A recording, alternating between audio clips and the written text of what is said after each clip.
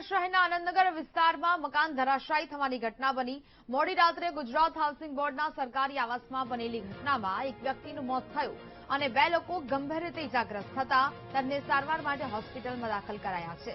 આ બિલ્ડિંગ ઘણા સમયથી જર્જરિત હતું, જેથી તંત્રએ બિલ્ડિંગ ખાલી કરવા નોટિસ આપીને વીજ અને નળના કનેક્શન કાપ્યા હતા।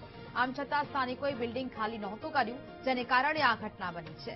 ઉલ્લેખનીય છે કે ભાવનગરમાં ગુજરાત હાઉસિંગ બોર્ડ હસ્તકના 1200થી વધુ સરકારી આવાસો જર્જરિત જાહેર કરાયા છે, જેમાં ગુજરાત હાઉસિંગ બોર્ડ શહેરના ભરતનગર અને આનંદનગર વિસ્તારમાં 35થી 40 વર્ષ પૂર્વે બનાવવામાં આવેલા સરકારી આવાસોમાં ઠેર ઠેર પોપડા ખરતા તમામ આવાસોને જર્જરિત જાહેર કરાયા હતા।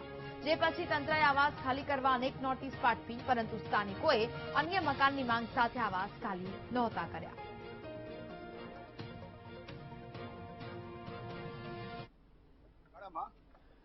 ઘરે મને જર્જરિત જેવો અવાજ આવ્યો, એટલે જેવો હું બહાર આવ્યો અને બાલ્કનીમાંથી મેં જોયું એટલે જે આ ફ્લેટ હતો એ ઓલરેડી 45 વર્ષ જૂનો છે, જર્જરિત હતો અને સીધો એ પડ્યો। એટલે પછી મારી સોસાયટીના તમામ મિત્રો સર્કલ બધા અમે ભેગા થઈને જે પણ અંદર ફસાયેલા હતા એને બહાર કઢાવવા માટેની કોશિશ અમે કરી રહ્યા હતા।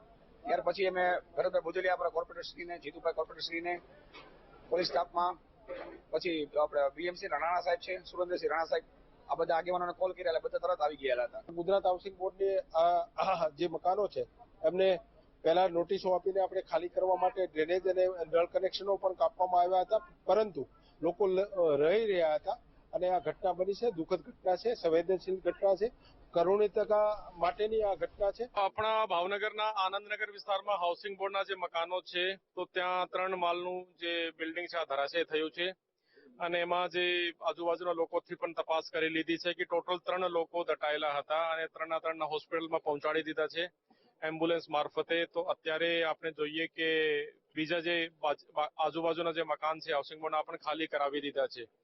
તો અત્યારે અંદર કોઈ દટાયેલો નથી અને આ 3ની હોસ્પિટલમાં શું કન્ડિશન છે આ જોવા માટે અમે લોકો હોસ્પિટલ જઈ રહ્યા છીએ।